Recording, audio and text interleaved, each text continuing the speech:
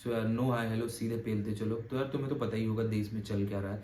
प्रेमानंद जी महाराज और अनिरुद्धाचार्य जी महाराज को लेके तो पीआर लेने के लिए, मीडिया को बताने के लिए। तो भाई आज पूरी बात इसी पे होगी और वीडियो को पूरी देख के जाना, क्योंकि भाई मैंने खुद कितने दिन बाद वीडियो बनाई है, क्योंकि ये देख के ना मेरा खून खोल चुका था। देखो यार कहीं ना कहीं मुझे ये बात पता है कि इस चीज़ ने इतनी हाइप क्यों पकड़ी। इस चीज़ ने इतनी हाइप इसलिए पकड़ ली क्योंकि दिशा पाटनी की जो बहन है खुशबू पाटनी, जो कि एक्स मिलिट्री सर्वेंट थी, भाई उन्होंने प्रेमानंद जी महाराज पे एक वीडियो बना के डाली। और लिव इन में रहना क्या गलत है भैया? क्या गलत है? अगर शादी करके पूरा बर्बाद करके एक दूसरे के घरों को, उससे बेटर अगर जो इंसान दिमाग लगा रहा है कि मुंह मारना क्या होता है, फलान पकड़। मुंह मारना वही होता है कि जो लड़कियां 10 जगह मुंह मारती हैं, एक से छूट के गई दूसरे पे मुंह मारी, तीसरे से छूट के गई चौथे पे मुंह मारी। और same stand for the boys, एक लड़की पे रहे दूसरे पे चले गए। लड़कों का भी मुंह मारना ही होता है, ठीक है। तो देखो ऐसी बात है भाई। अब अगर यहाँ पे थोड़े से घर परिवार की बातें कर ली जाए तो बिल्कुल मैं यहाँ पे जज करूंगा। मैं ये वीडियो इसलिए बनाने नहीं आया हूँ कि मैं किसी की अच्छाई के लिए बोलूँ, नहीं भाई। मैं सिर्फ सपोर्ट करना है तो मेरा पूरा सपोर्ट होगा। और ये जो देश में चल रहा है ना, देश की जो अब आजकल जो जनरेशन आ रही है, भाई मैं तो फिर भी आने वाली जनरेशन से पुराने जनरेशन का हो चुका हूँ, लेकिन क्यों नहीं करेगा आदमी भाई कपड़े के बेस पे जज? क्यों नहीं करेगा? क्यों नहीं करेगा? कपड़े के बेस पे बिल्कुल जज करेगा आदमी भाई, क्योंकि चीजें हैं वैसी। अगर तुम अर्धनग्न घूमोगी तो भाई किसी भी मर्द को होगा। मर्द अपनी आंखें तो बंद नहीं कर सकता, भगवान तो आंखें खोलने के लिए दिया है। अब तुम इस लड़की की वीडियो देखो जो कि दिशा पाटनी की बहन है, खुशबू पाटनी इसका नाम है। दिमाग लगा रहा है कि माँ बाप ने शादी शादी करके ड्रामा मार रखा है, उससे पहले मैं खुद जाके देख लूं भाई ठीक है ठीक नहीं है, मैं क्या गलत है?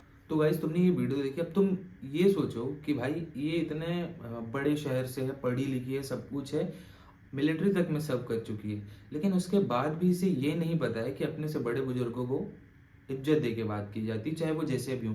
कल को अगर तुम्हारे घर में तुम्हारे नानी नाना दादा दादी तुम्हें गाली दे देते हैं, कुछ भी ऊंची नीच बोल देते हैं, तुम्हारे मम्मी पापा कुछ भी XYZ, तो तुम ध्यान से देखना कभी तुम्हारे माँ बाप उनको गाली दे के बात करते हैं?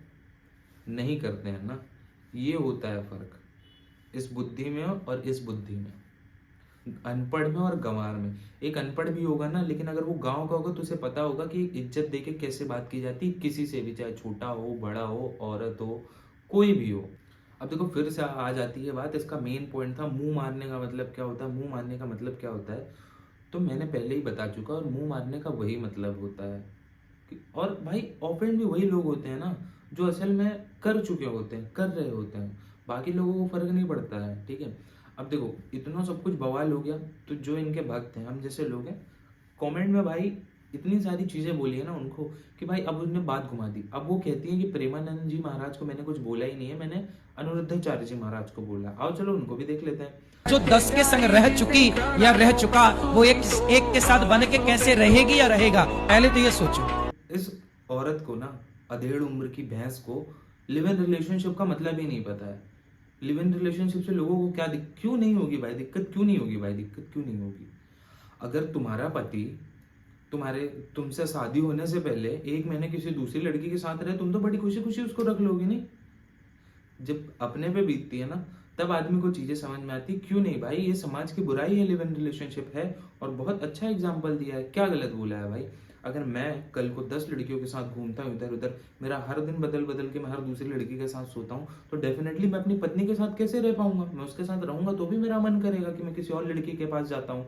इट्स ए ह्यूमन नेचर, इसमें कोई भी बुराई नहीं है। और सच है भाई, इससे हमारा समाज बर्बाद हो रहा है। और अगर उन्होंने कहा कि भाई पहले के जमाने में बचपन में ही शादी करा देते थे, बिल्कुल सही कहा।